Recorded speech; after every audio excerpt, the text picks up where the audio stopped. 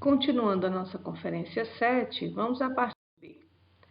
Nesse momento, nós vamos responder 3 perguntas. Quais as etapas envolvidas na neurotransmissão colinérgica? Quais os receptores em que a acetilcolina atua? E que receptor é encontrado especificamente na placa motora e como ocorre a sua ativação? Vamos lá? De onde vem a acetilcolina? A acetilcolina é um neurotransmissor. Nós vimos lá no CDP2 que os neurotransmissores eles são sintetizados no neurônio pré-sináptico. Então, no caso da acetilcolina, ela é formada a partir da integração da colina com a acetil-CoA, sob a ação catalítica de uma enzima, a colina acetiltransferase. Lembra? Eu adoro o nome de enzima. Ela é chata porque é grande, é complicada, mas ela diz o que vai fazer.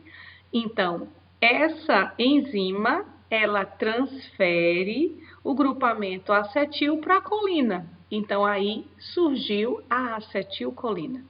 Lembra que o neurotransmissor ele é sintetizado no citoplasma e muitas vezes é incorporado a uma vesícula sináptica. Então, agora eu tenho a acetilcolina e esse neurotransmissor vai ser colocado para dentro de uma vesícula sináptica e aqui você percebe que nós destacamos uma proteína transportadora, tá ok? Antes de continuar, eu quero destacar que a colina, ela também pode vir de outros processos aqui externos ao neurônio e ela também é colocada para dentro do neurônio por meio de uma proteína transportadora. Já dentro do terminal sináptico, o que é que nós vamos encontrar? Vesículas, agora cheias do neurotransmissor acetilcolina. Perceba que esse neurotransmissor que está nas vesículas, ele vai precisar ser liberado na fenda sináptica. Lembre que esse é um processo que envolve o íon cálcio. Então, com a chegada do impulso nervoso nesse terminal sináptico, o íon cálcio, o canal de cálcio voltagem dependente vai ser aberto. O cálcio entrando, ele vai promover a exocitose dessas vesículas com o neurotransmissor.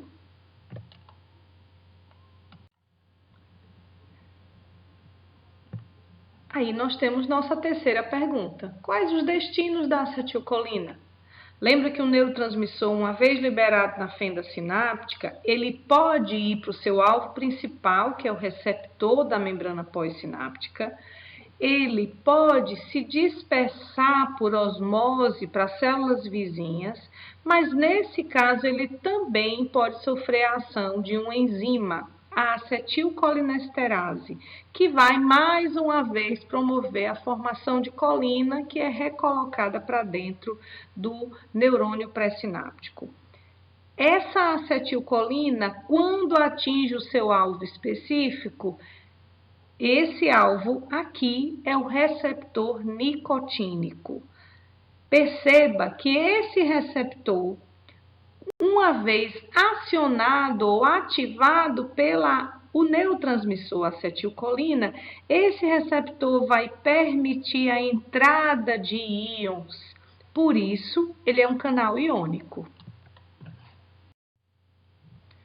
Como canal iônico, percebemos que ele é uma proteína integral, ou seja, ele atravessa a membrana plasmática e atravessa criando um grande túnel. Tá lembrado? Túnel só a Gilmara que fala, vocês não podem falar. Eu tenho um canal iônico. Aqui, com a ligação da acetilcolina, vai se abrir um caminho de passagem para esse íon. E qual é o íon que entra nesse caso? O íon sódio. Lembra? Íon sódio, ele vai despolarizar. Quando ele promove esse processo de despolarização, nós vamos ter a acetilcolina, neste contexto, como um neurotransmissor excitatório. Eu quero destacar para vocês que esse canal iônico, ele é formado por várias porções. Então, se diz que é uma proteína pentamérica, tá? Não vamos entrar nesse mérito agora, e eu quero apenas que você observe que essa proteína integral, que é o canal iônico, ela está imersa na minha membrana e ela vai determinar a entrada do íon sódio. Agora que nós vimos que receptor é esse, o receptor nicotínico, vamos só lembrar o processo de contração? Uma vez que esse neurotransmissor é liberado na fenda sináptica, ele se liga no receptor nicotínico. Ao se ligar no receptor nicotínico, ele permite a entrada ou influxo do íon sódio, porque esse é um receptor do tipo canal iônico e o íon é o sódio. Uma vez que o sódio entra, vai haver despolarização do que se chama a sarcolema. Lembra que nós temos a nossa membrana plasmática e no músculo estriado esquelético, essa membrana, assim como outras estruturas, recebe nomes especiais. Mas vamos falar que aqui nós temos a membrana plasmática. Uma vez despolarizada, essa despolarização se propaga ao longo de estruturas que são chamadas de túbulo T, que vão invaginar pelo citoplasma e vão encontrar canais específicos agora de cálcio. Então, uma proteína específica, que é canal de cálcio, vai ser aberta e aí o cálcio que estava armazenado no que se chama de retículo sarcoplasmático, que é o nosso retículo endoplasmático, esse cálcio vai ser liberado no citoplasma. Uma vez liberado no citoplasma, aí aquele processo todo da contração vai acontecer. Tá lembrado?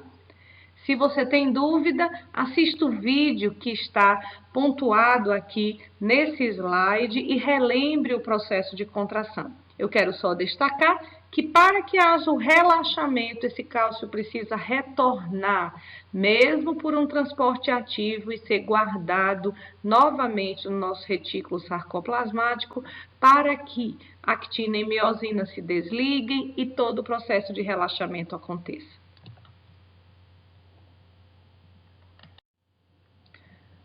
Antes de continuarmos os próximos passos da nossa conferência, é importante que a gente lembre que a acetilcolina, ela não age apenas nesse receptor nicotínico. A acetilcolina, ela vai agir em outros receptores que estão espalhados no nosso organismo. O outro tipo de receptor da acetilcolina é o grupo dos receptores muscarínicos. O receptor muscarínico, ele não é especificamente um canal iônico, mas ele é uma proteína que está ligada a outras proteínas celulares que vão desencadear respostas específicas. Existem vários tipos de receptores muscarínicos. Eles são conhecidos como receptores metabotrópicos. E aí eu quero só separar. O receptor nicotínico, ele é de canal iônico e o receptor ou os receptores muscarínicos são considerados metabotrópicos. Nós não vamos entrar no detalhamento disso agora, mas eu queria que você percebesse que não é mais um processo tão direto. Não é um canal diretamente que vai ser aberto. Aqui eu tenho todo um processo metabólico acontecendo, por isso que ele é chamado de metabotrópico. E não existe só um tipo de receptor muscarínico. Olha só, nós já temos identificados muitos receptores muscarínicos, esses são os mais conhecidos, M1, M2, M3, M4 e M5. E aqui a gente tem um destaque. Só no sistema nervoso central nós temos 3 receptores muscarínicos diferentes. Gil, e por que 3 receptores diferentes? Vocês sabem que quanto mais a gente estuda, mais a gente descobre.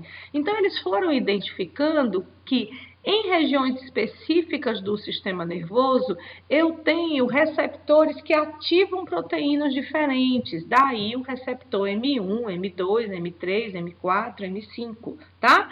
Eu quero destacar um que vai ser muito importante lá na frente para a gente, no CDP-5, que é o receptor muscarínico no coração, que ele vai fazer uma ação contrária ao que a adrenalina faz.